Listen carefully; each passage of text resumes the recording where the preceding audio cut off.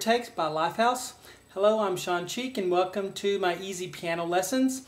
This is part 1 of this song and it will be completed. I'll be uploading the part 2, and if there's a part 3 to it to complete it at www.webpianoteacher.com.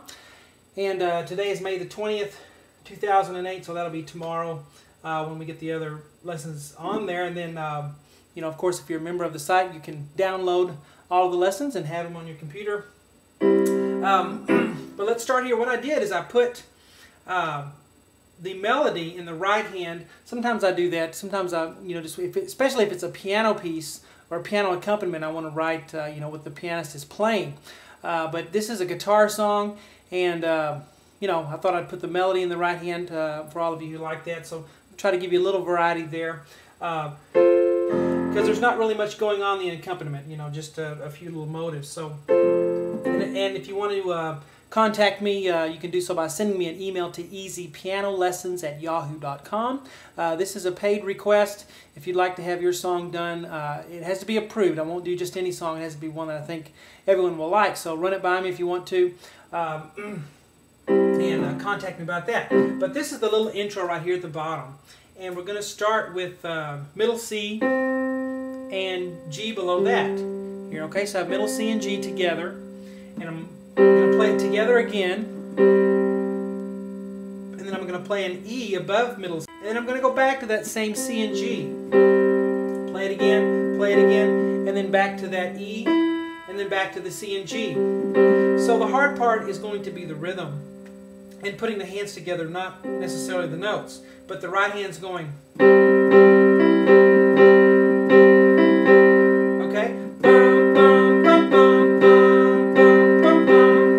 Alright, now the left hand, I just put one F, but I'm actually doing an octave here, okay? So an F on the thumb, here's that middle C, here's the next C, here's the F we want, and I'm also putting this pinky on a low F, and you can't see it, it's off the recording here, the video, but I'm doing an F as well.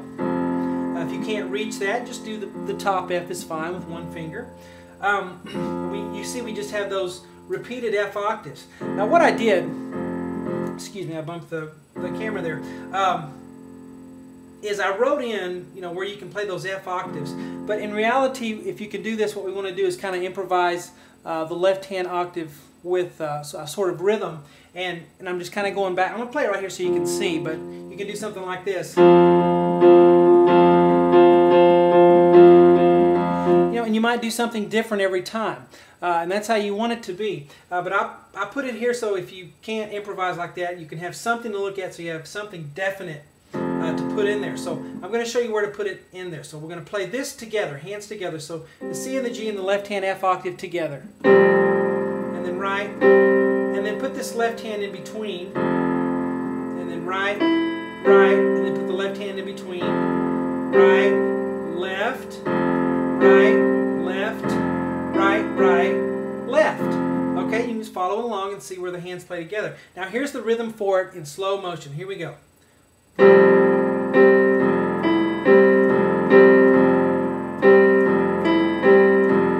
then I'm going to do that again for you. You might need to rewind your video and listen to that again. I'll do it one more time.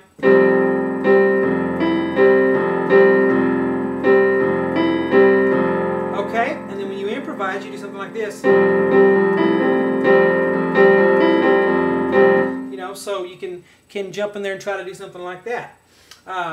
Now, for the next part, what I did is I put C and G again, and then I have a G octave on the left hand. So we're going to a G instead of an F. We were on an F, now we're on a G. Alright? And what we're going to do, I just put a little squiggly line because we're going to do the same exact thing we did here in box 1, but I'm just going to have a G on the bass instead of an F. Everything else is the same. Okay? So let's do that.